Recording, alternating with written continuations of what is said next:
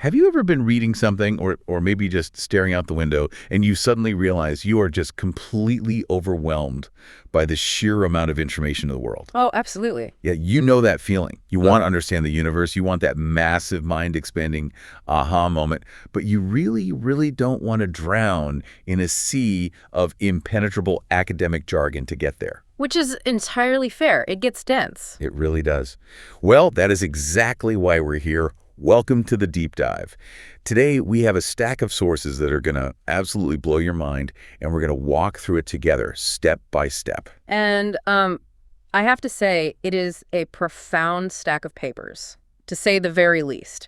It really challenges a lot of what we thought we fundamentally understood about the structure of reality. It totally does. Okay, so let's unpack this. I've got 5 extremely dense theoretical physics papers right here, along with their technical addendums, sitting on the desk. They were all published in March 2026 by an independent Italian researcher. Right, Rodolfo Rossetti. Yeah, Rodolfo Rossetti, who also sometimes goes by the scientific alias Atom Descendant. And our mission for this deep dive, we are exploring what appears to be a genuine foundational paradigm shift in theoretical physics. The overarching title across this whole body of work is, let me read this, Logarithmic-Spiral Tubular Wormholes in Einstein-Cartan-Maxwell Theory. I know that title alone sounds like it requires a doctorate in differential geometry just to pronounce comfortably. Right, it's a mouthful. It is.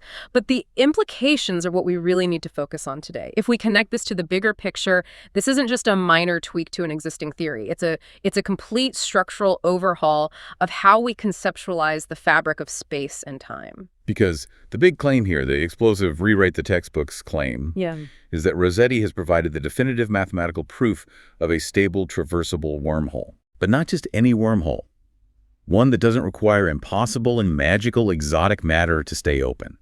One that explicitly allows for time travel. And, maybe the most audacious claim of all, one that formally defeats Stephen Hawking's famous chronology protection conjecture. Which is a massive, massive deal in the physics community. So just to give everyone listening the 30,000-foot view, how big of a deal is this stack of papers? Let's talk about the historical context, because I think that's what really sets the stage here. Yeah, what's fascinating here is just how long physicists have been banging their heads against this specific wall. For roughly a century, ever since Albert Einstein formalized his general theory of relativity in 1915, wormholes have been this incredibly frustrating mathematical tease. A tease because they work on paper, right? Right. Einstein himself, along with Nathan Rosen, published a paper in 1935 detailing what they called the Einstein-Rosen bridge. They proved mathematically that you could draw the geometry of a tunnel connecting 2 distinct far-flung points in spacetime. But there was a massive catch. A catastrophic catch, really. They were considered physically impossible to actually use. Why? Because the math also dictated that they would collapse instantly the moment they formed. Gravity, which is just the curvature of space-time, would relentlessly crush the throat of the wormhole shut before even a single photon, let alone a person or spaceship, could pass through. Wow. Yeah, so it was mathematically permitted to exist for a fraction of a millisecond, but forbidden to be traversed. I always try to visualize this like a tunnel made of water in the middle of the ocean. You might be able to temporarily force a tunnel open, but the immense pressure of the ocean surrounding it just instantly caves it in on itself. That is a highly accurate way to visualize the gravitational stresses involved. And for decades, the physics community just accepted that reality. But in the 1980s, the conversation shifted. Okay. Physicist Kip Thorne and his students started looking at what it would actually take to prop that ocean of gravity back. And they found that to keep the tunnel open, standard physics required something called exotic matter. Exotic matter. Which isn't just antimatter, right? No. This is matter with negative mass or negative energy. Which, just to clarify for you listening, is something that, as far as we know, does not exist in macroscopic amounts anywhere in our observable universe. Exactly. It was essentially a mathematical cheat code, a theoretical magic trick to prop open the door. What Rossetti's work does is fundamentally shift the entire field away from that dead end. Okay, so he's tossing the cheat code out. He is. He moves us away from this speculative, frankly impossible geometry into a rigorous, entirely new mathematical framework he calls torsiodynamics. He's putting forth the claim that we don't need exotic matter at all. The universe doesn't need negative energy if we just look at the shape and the intrinsic twist of space-time differently. That's incredible. So how are we going to tackle this mountain of information? Well, we're going to build this wormhole from the ground up. First, we'll look at its skeleton, its actual physical shape. Then we're going to explore the engine that keeps it open without that magical exotic matter.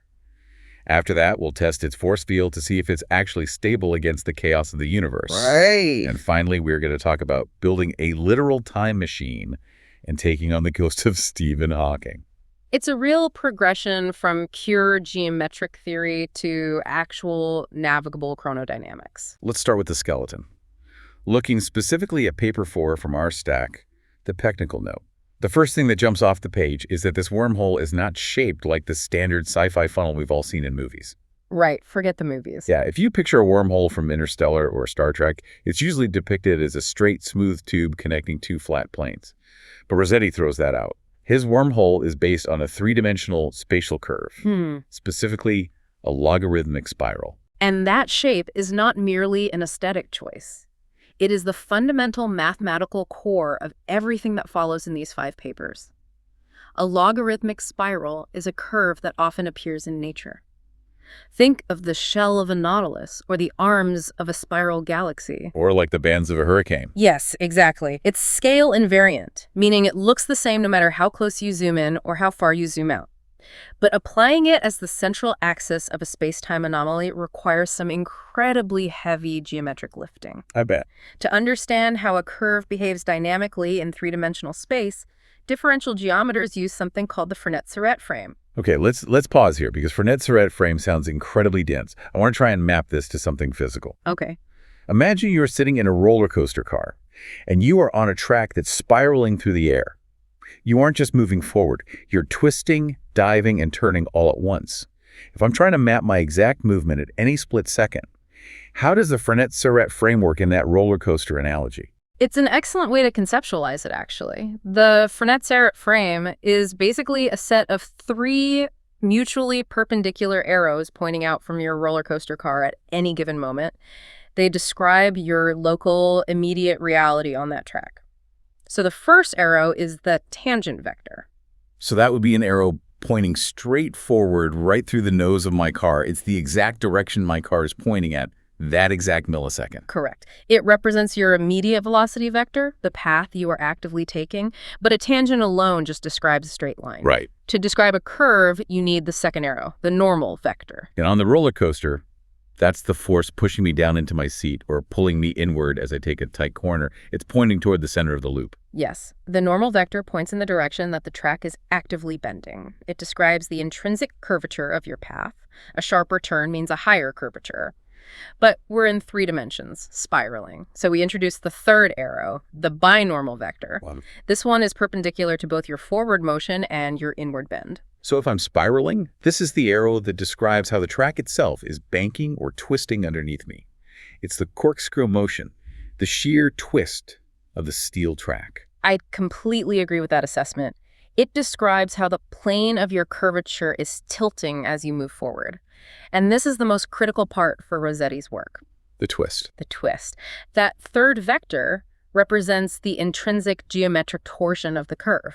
In the mathematics of these papers, Rossetti denotes this torsion as tau sub c. The little c stands for curve. Yes, yes. So you have this theoretical line, this logarithmic spiral twisting through the emptiness of space.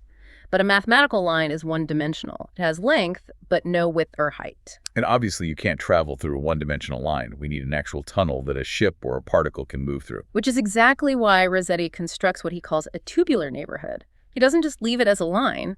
He mathematically wraps a scaled 3-dimensional tube around this one-dimensional spiraling core curve. Okay, so he's building the physical tunnel around the wireframe. Right. And to map any specific location inside the volume of this twisting tube, he sets up a highly specific coordinate system. He uses the letter S for the arc length. Which is essentially how far along the roller coaster track you've traveled from the start. Exactly. Then he uses P for the radial distance, meaning how far off the exact dead center of the track you are sitting.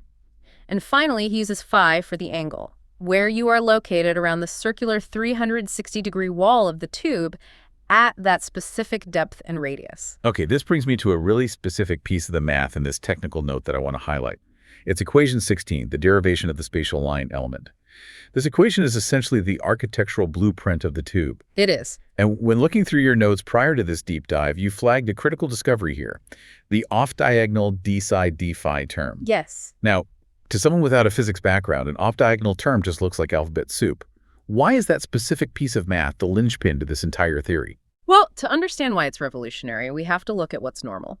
In a standard, simple, straight-tube theoretical wormhole, the math is relatively clean. The coordinates are orthogonal, meaning they don't mix. Moving forward doesn't inherently force you to rotate. You just go straight. Exactly. But in Rossetti's derived metric for this spiraling tube, we see this d's d-phi term. In tensor calculus, when you multiply two differentials like that in the line element, it means those two dimensions are inextricably coupled. They're mathematically tangled together. Tangled is a very good word for it. It means that any motion along the length of the tubular d's is mathematically linked to rotation around the tubular d-phi. You cannot move forward without rotating, and you cannot rotate without moving forward. Wow. And what's crucial is that this term isn't just an arbitrary guess or a mathematical hack that Rossetti threw in to make the numbers work. He explicitly proves that it emerges as an absolute necessity from the intrinsic geometric torsion, that corkscrew twist, the tau sub c of the logarithmic spiral itself. So because the skeleton curve is twisting, the volume of space wrapping around it must also twist. Exactly. The geometry demands it. So for you listening, I really want you to visualize this environment. Imagine you're traveling through this wormhole. You aren't just flying straight down a dark, silent tunnel like a subway train. You're moving through a dynamically twisting, spiraling corridor where the very geometry of the space around you is constantly rotating and banking. Right. The fabric of space itself is physically turning you. It is a highly active, dynamic topological environment. Yeah. And that off-diagonal twist, that coupling of forward motion and rotation, is the foundational property that will later allow the wormhole to sustain itself against gravity and eventually permit the manipulation of time. That is an amazing transition to the next major hurdle. We have the shape, we have the twisting tube, but now we have to deal with the elephant in the room. In paper 1, Rossetti tackles the century-old problem we mentioned at the start. The crushing of the throat. Right. Let's really dive deep into why gravity hates wormholes so much. It fundamentally comes down to the rules of classical general relativity.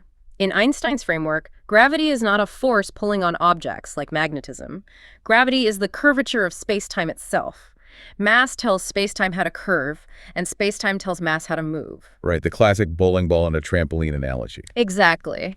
And the primary overriding objective of gravity in a universe filled with positive mass is to pull things together. It's an attractive phenomenon.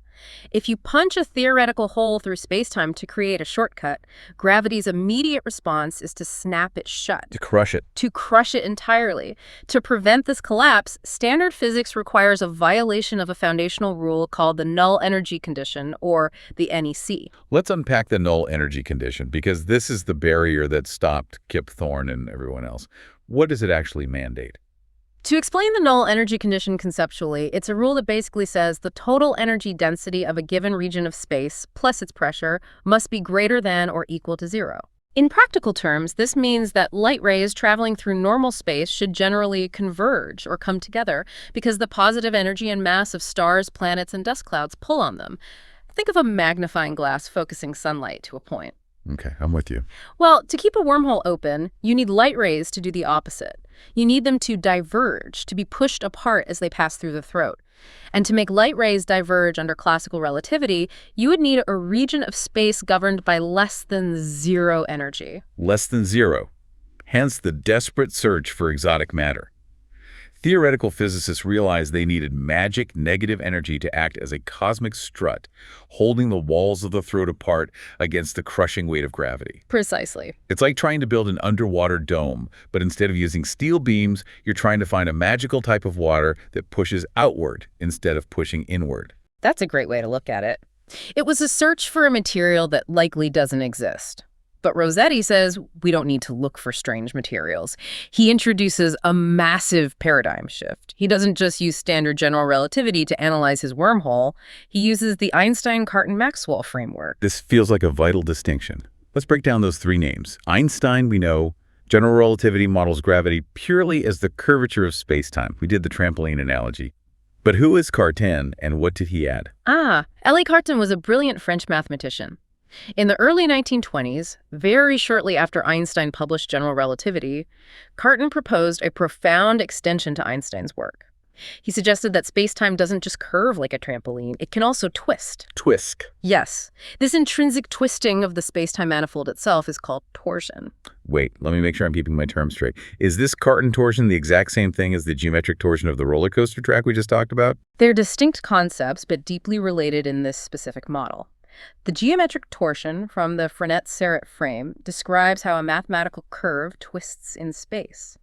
Cartan's torsion is a fundamental physical property of the space-time fabric itself, often theorized to be generated by the quantum spin of elementary particles. Oh, I see. Standard general relativity explicitly assumes the space-time torsion is zero. It assumes space-time is smooth and torsion-free. The Einstein-Cartan theory reintroduces it. Imagine space-time not just as a rubber sheet that bends, but as a thick block of rubber. You can place a heavy weight on it to bend it, that's curvature, but you can also grab the ends of the rubber block and violently wring it like a wet towel. Okay. That wringing, that sheer stress within the fibers of the block is space-time torsion. Okay, that visual of wringing out a rubber block is incredibly helpful. So we have Einstein's curvature, Cartan's twisting, and then Rossetti adds Maxwell. Yes. James Clerk Maxwell. The Maxwell framework brings in the mathematics of electromagnetism, specifically background electromagnetic fields. So we are looking at a space-time that curves, twists, and is permeated by magnetism. Got it. Now we're getting to the absolute meat of paper 1. In equation 11 and appendix B, Rossetti mathematically deconstructs the null energy condition violation. He breaks down the forces acting on the wormhole throat into 4 specific tensorial blocks. Let's take our time and walk through each one of these, because this is where the magic of exotic matter is replaced by the reality of geometry. The first block is the pure curvature sector. Right. Denoted mathematically as R of G, R, this block isolates the classical standard contributions of Einstein's general relativity, evaluated right along the central axis of the spiral. It completely ignores any twist or magnetism. And the physical meaning of this sector is straightforward, right? If this pure curvature block were the only thing acting on the wormhole, it would collapse instantly. This is the ocean of gravity trying to crush the submarine. Precisely. If we stopped the math here, we would be exactly where physicists have been since 1935. Stuck searching for exotic matter to fight the collapse. But we don't stop here. We move to the second block, the torsion connection sector. In your notes, you called this the geometric engine. This is where Rossetti's true brilliance shines. This block, denoted as K of gamma comma T, encapsulates the immense energy stored in the self-interactions of the torsion field, the physical twisting of the space-time rubber block we talked about. When you look at the complex tensor calculus in this section, you see quadratic terms. Torsion squared. Let's translate that for the listener. What does the squared term actually mean for the physical behavior of the wormhole? Well, in physics and mathematics, when a value is squared, the result is mathematically forced to be positive, regardless of whether the original input was positive or negative. Because the intrinsic twist of the spacetime is squared in these equations, this twisting geometry generates an effective, definitively positive pressure. Positive pressure. Yes. It acts as a macroscopic repulsive force. It is the spacetime manifold literally wringing and twisting so violently that the geometric pressure pushes outward, directly counteracting the crushing inward force of standard gravity. That is wild. So the sheer violent twist of the spiral track is physically generating the outward force needed to hold the tunnel open. I would say it's more accurate to say it mimics the effect of negative energy without actually requiring it. You are violating the null energy condition. You are forcing those theoretical light rays to diverge, but you are doing it purely by exploiting the intrinsic space-time twist to generate the required outward pressure. Okay, so that's the engine holding it open. But what about the third block, the dynamic torsion sector? Denoted as D of T, nubla. This block deals with the propagation and variation of that twist as you travel along the geometry. The math here is full of covariant derivatives, which represent gradients. Gradients? Yeah, in simpler terms, it calculates how the twist changes in intensity as you move down the roller coaster track. And what does that do physically? Why is a gradient important? Right. It acts as an active stabilizer. You don't want the outward pressure to be perfectly static because the universe isn't static. As the twisting forces naturally fluctuate along the longitudinal length of the wormhole, these dynamic gradients actively redistribute and balance the energy. Oh, I see. Yeah, they ensure that if one section of the tube experiences a slight drop in outward pressure, the gradient compensates, preventing the throat from experiencing localized pinch-offs or micro-instabilities. It's like having an active suspension system on the roller coaster car that adjusts 1,000 times a second to keep the ride perfectly level. That's a great analogy. And that brings us to the fourth and final block, Yeah. the Maxwell gauge sector. Yeah. We brought magnetism to a gravity fight. We did, denoted as M of A, F, nabla. This sector describes the highly complex coupling between a background magnetic field and the curved, twisting geometry of the space it occupies. Okay. What the explicit tensor math shows, specifically the presence of a metric component multiplying the Faraday tensor, is that the physical tubular shape of the wormhole acts like a resonant amplifier for the magnetic field. So it's not just a geometrical tunnel. It becomes a highly magnetized, energized structure. It becomes a cohesive electrogravitational object. The magnetic fields are caught in the geometry, amplified by the twist, and they add another massive layer of structural integrity to the walls of the tube. So if you're listening to this, here's the massive aha moment. For roughly a century, some of the smartest theoretical physicists on the planet have been pulling their hair out, trying to figure out how to invent or harvest exotic fluids with negative mass to hold a wormhole open. Yes. And Rossetti's math says that entire search was a wild goose chase. Spacetime's own twisting pressure, balanced by dynamic gradients, and combined with an amplified magnetic field, all driven purely by the fact that the wormhole is shaped like a logarithmic spiral, holds the throat open naturally. It completely reframes the foundational problem. We can stop looking for magic matter and start recognizing the power of complex, non-Riemannian geometry. Which flows perfectly into our next major area of exploration. We've talked about the theory, but how do we know the math actually balances out? To prove this wormhole actually exists and functions the way he claims, Rossetti didn't just scribble a few equations on a chalkboard. No, he couldn't have. Right, because the math of Einstein-Cartan-Maxwell is incredibly unforgiving. He used a specialized symbolic tensor calculus software called Exact. Yes, this is a crucial point regarding modern theoretical physics. When you're dealing with Einstein-Cartan-Maxwell equations, especially in a non-standard geometry like a spiraling tube, the sheer number of variables, interacting dimensions, and coupling constants creates a web of equations that are functionally too complex for a human to solve by hand without making a catastrophic sign error. Like dropping a minus sign and ruining the whole universe. Yeah, exactly. We are talking about non-linear partial differential equations of immense length. Exact is a specialized suite of packages running within Mathematica. It generates multi-million-term mathematical expansions of these tensors. A multi-million term? Yes. It does the heavy computational lifting to ensure the foundational equations are rigorously, perfectly balanced down to the last decimal. And the result of that computational heavy lifting is Theorem 1 in Paper 1, which centers around something called the Longitudinal Master Equation. In the paper, it's labeled E22 equals 0. Right. This is the absolute governing equation that dictates whether the narrowest point of the wormhole, the throat, is physically allowed to exist. And this raises an important question. What exactly dictates its existence in this new framework? If we look at the resultant proof, the Rossetti-Geometric Autonomy Theorem, it states something profound. It proves mathematically that the existence of the throat is dictated purely by three geometric factors of the spiral itself. Yeah, what are they? First, its intrinsic curvature, how sharply the track bends. Second, its geometric portion, how tightly it corkscrews. And third, its radial profile, the physical width of the tube. But here's the part that I found completely staggering. In the paper, Rossetti proves that the axial magnetic potential, which is essentially the strength of the external magnetic field running down the center of the tube, drops out of the equation entirely. Completely drops out. The math literally shows the partial derivative of the equation with respect to this magnetic potential equals exactly 0. It has absolutely no bearing on whether the throat can exist. Why is that such a massive victory for this theory? Because standard theoretical wormhole solutions, even the ones that rely on exotic matter, are incredibly fragile constructs.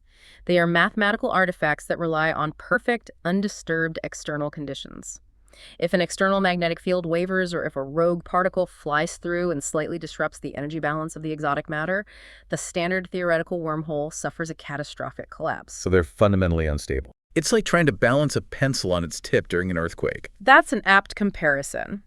But what Rossetti has computationally proven with this theorem is that this logarithmic spiral wormhole is structurally decoupled from those fragile external fields.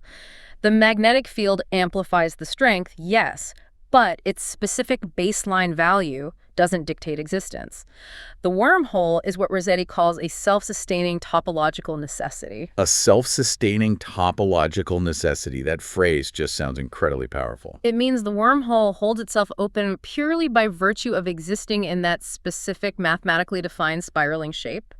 The geometry itself is the support structure. It doesn't need external life support, and it isn't at the mercy of fluctuating external fields. Okay, so we've established it exists, and it iconously holds itself open. But that leads us directly to the next critical phase of the deep dive. Because the next logical question you have to ask is, okay, it's there, but is it stable against a physical attack? Right. If a gravitational wave hits it, or a burst of high-energy photons slams into the throat, will the whole thing shatter and crush whatever's inside? Stability analysis is the ultimate crucible for any theoretical physics concept. It's one thing to prove existence in a perfect, quiet mathematical vacuum. It's an entirely different challenge to prove it can survive the chaotic, violently active reality of the universe. Naturally. To test this, Rossetti introduces the Radial Master Equation and heavily studies something called the effective potential, denoted mathematically as V effective as a function of S. Let's unpack effective potential for a second, because we need to understand what this landscape looks like. Think of a potential field as a physical landscape. If you have a marble rolling on a wooden table and there's a smooth dip in the table, the marble naturally wants to roll down into the dip. That dip is a potential, well, it attracts the marble. Okay. If there's a steep hill on the table, the marble needs a lot of kinetic energy to climb it. That hill is a potential barrier. It repels the marble. What Rossetti is looking at are radial perturbations. And radial perturbations are basically tiny mathematical fluctuations or vibrations that are pushing inward, actively trying to pinch the throat of the wormhole shut from the outside. Correct. He's analyzing the mathematical landscape these pinching forces have to cross to successfully crush the throat. And to find out what that landscape looks like, we look at Theorem 2 in his work, the torsional shield theorem. The map here focuses acutely on what happens exactly at the throat, the narrowest point of the entire wormhole structure, as the radius of the tube, r of s, approaches 0. And the mathematical result here is truly staggering. The effective potential is constructed from two main parts, a geometric part and a torsional part. As you mathematically approach the exact center of the throat, the torsional potential term, which is calculated as the torsion squared divided by the radius to the fourth power, does something extreme. Because the radius is in the denominator. Yes. And that denominator is rapidly approaching 0 as the throat narrows. So the value of that entire mathematical term skyrockets. It diverges to positive infinity. Here's where it gets really interesting. Because it diverges to positive infinity, the fundamental math dictates that there are absolutely no unstable modes. The governing equation literally states that omega squared being less than 0 is an impossibility. Which, in the language of theoretical physics, means there are no mathematically admissible solutions for a radial collapse. So if you are listening to this, I want you to really think about what this means for reality. This wormhole has an impenetrable, naturally occurring force field. Because of that infinite torsional barrier located right at the throat, no radial fluctuation, no matter how unimaginably strong, can pinch it shut. None. If a massive gravitational wave from a colliding black hole hits it, if a gamma ray burst hits it, the violent twisting energy of the throat generates an infinite repulsive hill that the collapsing force simply cannot climb. It is dynamically invulnerable. It is dynamically protected by the sheer extremity of its own geometry. The harder something tries to compress the throat, the infinitely harder the torsional barrier pushes back outward. It is a true absolute shield. It's almost like a cosmic Chinese finger trap, but working in reverse. The more pressure applied radially to crush it, the stronger the structural resistance becomes. It's absolutely brilliant design. Well, it's a bit more violent than just the simple trap. A Chinese finger trap uses friction and tension. This uses a mathematical divergence to infinity. It is a fundamental law of that local space that it cannot be compressed further. Wow. We are completely distinct from any prior theoretical models here. We are no longer talking about delicate balances of exotic fluids that might slosh out of place. We are talking about brute force, topological invulnerability. Okay, so we have the math. We have the multi-million-term symbolic calculus. But math on a whiteboard or generated by exact software on a supercomputer is one thing. Reality, the actual movement of matter through space, is another. That brings us to paper 5. Numerical validation and what Rossetti calls the asymmetric white hole force shield. Yes. Rossetti didn't stop at the analytical pencil and paper proof. Paper 5 details a pure physics numerical suite. He took these exact, highly complex equations and ran them through a high-precision supercomputer simulation to see how actual particles or test geodesics would behave when they were fired at this wormhole. And he didn't just use any basic calculator or standard physics engine. He used something specific called the DOP-853 symplectic algorithm. Let's take a moment to understand the tools here. What makes a symplectic algorithm so vital for this kind of simulation? When you simulate complex physical systems over a long period of time, standard numerical integrators like standard Runge-Kutta methods introduce tiny rounding errors at every step. Sure, computing limitations. Right. And in a chaotic or highly nonlinear system like a twisting wormhole, these errors compound rapidly and eventually ruin your data, like copying a photocopy over and over until the image is unrecognizable garbage. Makes sense. A symplectic algorithm is fundamentally different. It is specially designed to perfectly conserve the energy and the phase space volume of the system it is simulating over time. It ensures that the core laws of physics remain absolute throughout the simulation. Rossetti's simulation maintained energy conservation at machine-level precision, specifically an error margin of 10 to the power of -13. So we're talking about a 0.00000000001 margin of error. Exactly. That completely rules out any numerical glitches or software artifacts. What the simulation shows is the pure, raw, unadulterated physics of his equations playing out. Exactly. The simulation isn't guessing. It is flawlessly tracing the mathematical reality. And what it visualized is extraordinary, particularly regarding the structure of the spiral. Let's paint a picture of these graphs for you listening, because the visuals in paper 5 are stunning. Imagine a 3D graph showing this logarithmic spiral track. The actual throat of the wormhole, that narrowest, invulnerable crossing point we just talked about, is located at a specific mathematical parameter on the curve, labeled u equals 0.5. And what we clearly see around this throat is extreme asymmetry. The two sides of the wormhole are not mirror images of each other. Okay, how are they different? If you look at the region before the throat, the inbound side, where the parameter is less than 0.5, the spiral is incredibly tightly coiled. It possesses extremely high geometric torsion. It's wound up tight, like a coiled spring ready to snap. Yes, the sheer stress of the geometry is immense there. But as soon as you mathematically cross the throat to the outbound side, where it curves greater than 0.5, the curve dramatically relaxes. The torsion asymptotically vanishes, meaning it smoothly and rapidly drops off towards zero. It becomes a low-torsion, gentle curve. This asymmetry is the key to understanding how the wormhole operates. In the paper, there is a graph called the phase space portrait, figure 4. It shows the velocity of a particle on one axis and its position on the other. Rossetti simulated firing particles at the throat from both directions. First, let's talk about the inbound trajectories. Oh, okay. In the graph, these are red curves representing particles heading toward the tightly coiled throat. What happens when they hit? This is the practical realization of the torsional shield we discussed mathematically. As an inbound particle approaches the tightly coiled, high torsion side of the throat, it encounters that immense diverging potential barrier. The infinite hill. Yes. The phase space graph shows the particle's velocity rapidly, violently decelerating. It hits what Rossetti terms the white hole force shield. Its velocity drops exactly to zero in an instant, and then it is violently reflected backward. It physically bounces off the geometry. Wow.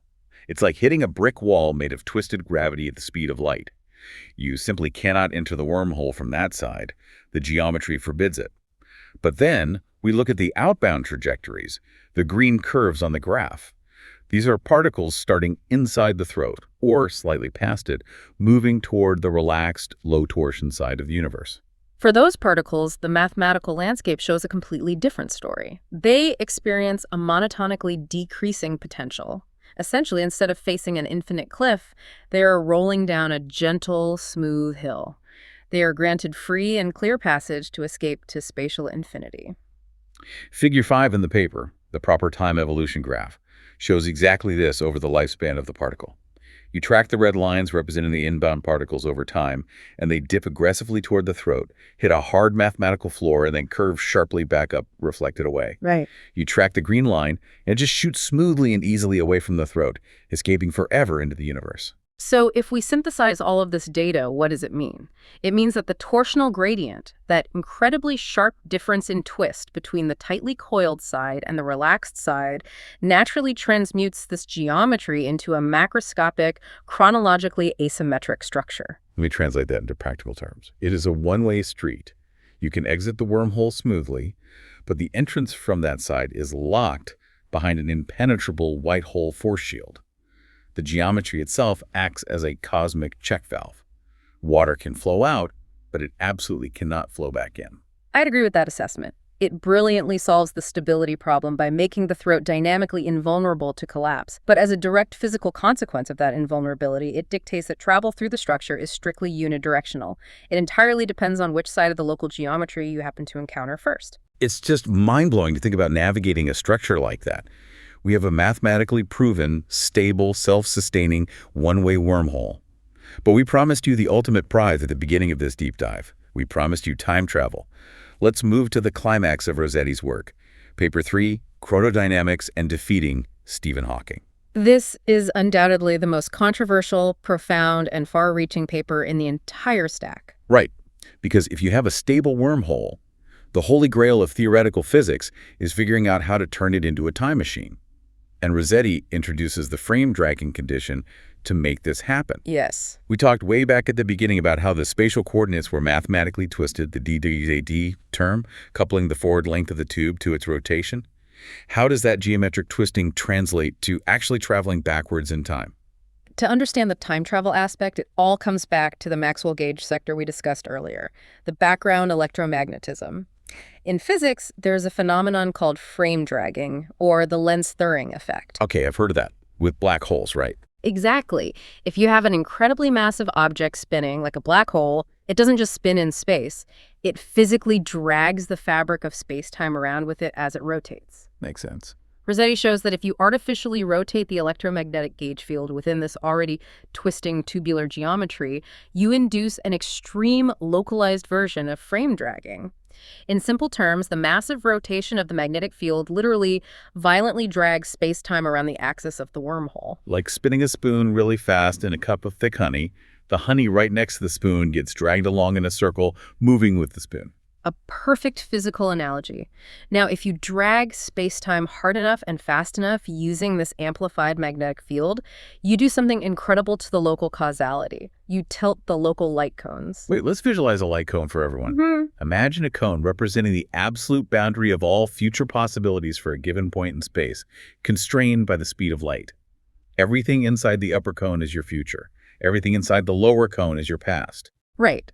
Under normal circumstances, your future light cone points straight up, directly forward in time. But extreme frame dragging physically tilts that cone over. And if you rotate the field hard enough and tilt the cone far enough over, the future direction actually points downward, back into the past cone. Exactly. When the light cone tips past 45 degrees, it creates a pathway that physicists call closed time-light curves, or CTCs. Closed time-light curves. Yeah. That is the sterile academic physics term for actual bidirectional time travel, a physical loop in time that you can navigate. Yes. The mathematics explicitly show that by precisely manipulating the electromagnetic rotation inside the throat, you can safely navigate these closed time-light curves, exiting the wormhole at a point in time before you entered it. But hold on, this is where we run into the ultimate boss fight of theoretical physics. Enter the ghost of Stephen Hawking. Ah, yes, Hawk. Because Hawking famously hated the idea of time machines, and he dedicated a massive portion of his career to mathematically proving they were impossible. In 1992, he proposed the chronology protection conjecture. Hawking's conjecture essentially states that the universe has a built-in defense mechanism that will not allow macroscopic time travel to occur, period. He theorized that the fundamental laws of physics will always conspire to prevent closed time-like curves from successfully forming or destroy them the instant they try. And his specific mechanism for this destruction involves something called the Cauchy horizon and quantum vacuum energy. Right. Let's unpack that slowly, because this feedback loop is usually what definitively kills every theoretical time machine ever proposed on paper. Right. Let's look at the mechanics of Hawking's trap. Imagine you actually build Rossetti's wormhole. You power up the magnetic fields and you set up the extreme frame dragging to tilt the light cones and travel back in time. As you approach the absolute boundary where time travel mathematically becomes possible, a boundary known as the Cauchy horizon quantum mechanics viciously steps in. Quantum mechanics, ruining the fun of macroscopic physics once again. As it always does, empty space is never truly empty. It is boiling with virtual particles, which are constantly popping in and out of existence in the quantum vacuum. Hawking pointed out that these virtual particles get caught in the newly forming time loop. Oh, I see where this is going. A virtual photon enters the wormhole, travels back in time, and emerges from the exit at the exact same moment it originally entered. Now there are 2 photons. They both enter, loop back, and now there are 4, then 8, then 16. It's an exponential feedback loop, like holding a live microphone too close to a speaker at a concert. The sound loops back, amplifies, and that high-pitched screech gets louder and louder infinitely fast. Precisely. Hawking's rigorous mathematics showed that this quantum vacuum energy feedback loop would diverge to infinity in a microscopic fraction of a second. The resulting infinite spike of pure energy would utterly and completely destroy the wormhole, vaporizing the entire structure before you, or a ship or even a single atom could possibly use it to travel through time. The universe strictly protects its chronological history by instantly burning the bridge you just built. It's an incredible defense mechanism. But Rossetti says no. Rossetti takes on the 1992 paper directly and reveals a mathematical masterstroke in paper 3 that he calls the torsional discharge limit. How on earth does he beat an infinite quantum feedback loop? He beats it by returning to the absolute foundation of his theory, the Einstein-Cartan framework. Remember, Hawking's 1992 calculations relied heavily on standard semi-classical gravity, where spacetime can curve violently but it cannot twist. Hawking's universe is torsion-free. Oh, okay. But Rossetti has proven we are operating in a universe with intrinsic geometric torsion. When Rossetti runs the incredibly complex 16-term symbolic tensor expansion for the vacuum energy divergence directly at the Cauchy horizon, he finds something that changes everything. What happens? The expansion does not go to infinity. It mathematically contracts into a finite bilinear invariant. Let me stop you right there because we need to make sure we don't lose the listener. A finite bilinear invariant. That sounds incredibly dense. What does it actually mean for those 16 terms to contract into that specific state in terms of the physical reality of the wormhole? It means the math doesn't blow up. It means the energy has a ceiling. Within this specific invariant, 2 very specific physical properties tightly couple together. The spin density of the matter field, denoted mathematically as S, and the torsion tensor of the spacetime itself, denoted as T. S and T. Right, because they interact non-minimally, meaning they are deeply entangled at a fundamental level. They perfectly balance the equation, providing a mathematical exhaust valve for the energy. Okay, let me try another physical analogy here to see if I'm grasping this. Think about a massive power surge hitting your house during a thunderstorm. If 1,000,000 volts suddenly spike through your standard wiring, the wires melt, the walls catch fire, and your house burns down. That's Hawking's quantum energy feedback loop destroying the time machine. Good analogy. But Rossetti is saying that the intense intrinsic torsion of the wormhole's geometric track acts like a massive geometric capacitor or a cosmic heavy-duty surge protector. That is an excellent, highly accurate way to conceptualize the math. The non-Riemannian spin-torsion coupling actively absorbs the infinite quantum energy spike. It takes all that screaming exponential feedback from the virtual particles and safely grounds it into the twisting geometry of spacetime itself. The immense pressure is absorbed geometrically rather than quantum mechanically. Yes. The cosmic surge protector trips, the excess energy is cleanly absorbed by the twist, and the time machine survives intact. Exactly. The mathematical limit of the quantum divergence is explicitly shown to be finite, not infinite. The catastrophic immediate radial collapse predicted by Hawking is completely eliminated by the presence of the non-Riemannian spin-torsion coupling. Wow. Hawking's chronology protection conjecture is, theoretically and strictly mathematically, within this Einstein-Cartan-Maxwell framework, formally defeated. The time machine is stable. It is absolutely wild to sit here and realize we are looking at the math that proves a stable time machine can exist. Let's take a deep breath and summarize the massive paradigm-shifting journey we just went on.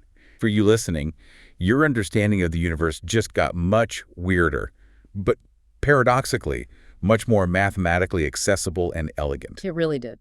We started with a roller coaster track in empty space, a logarithmic spiral.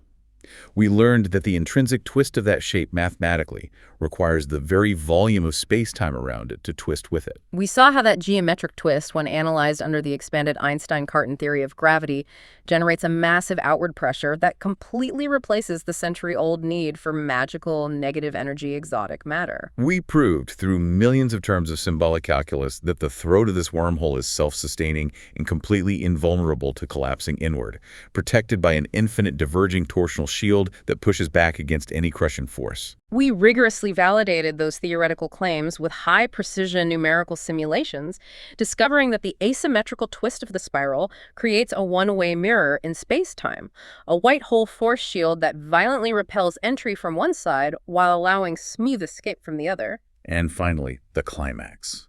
We saw how rotating the heavily amplified electromagnetic fields inside this invulnerable tunnel physically drags space-time into a closed loop, tilting the light cones and creating a time machine.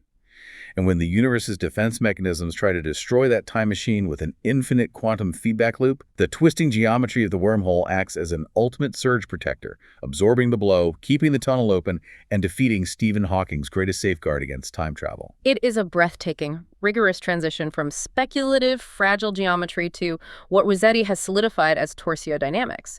It shifts the entire field. It really does. It rewrites the fundamental structural constraints of what is physically possible in our universe. But before we wrap up this deep dive, I want to leave you listening with one final provocative thought to chew on. Something that extends slightly beyond the rigorous math in these 5 papers into the realm of what this actually means for reality. A philosophical implication of the physics. Exactly. If the math of torsiodynamics holds up to the immense scrutiny of the global physics community, and a stable one-way time machine is actually a structural topological necessity of the universe, we have to ask ourselves a truly terrifying question. Imagine you successfully build a ship, navigate this invulnerable spiraling throat, and you arrive 10 years in the past. But remember the results of the numerical simulation. It's a strict one-way street. The white hole force shield definitively bars you from ever turning your ship around, re-entering the wormhole, and returning to your origin point in the future. You are permanently marooned in your own past. You are. So how does the universe resolve the massive, glaring paradox of your sudden permanent physical arrival? You didn't exist in that physical space a second ago, and now your mass and energy are permanently woven into the fabric of the timeline 10 years prior. Does your permanent, undeniable presence instantly rewrite the entire sequence of events moving forward, silently overwriting the future you just left behind? Or, because your energy and mass have permanently shifted backward across the timeline without a return ticket and the universe has to balance the books, have you just birthed a brand new, parallel, rapidly diverging universe? That is a question that physics may one day be able to answer, but for now it resides purely in the profound realm of deep chronological consequence. It challenges our very definition of reality. It's enough to keep you staring out the window for a long, long time, questioning everything you know. Thank you so much for joining us on this deep dive into the geometry of the impossible. Keep questioning, keep learning, and we will catch you next time.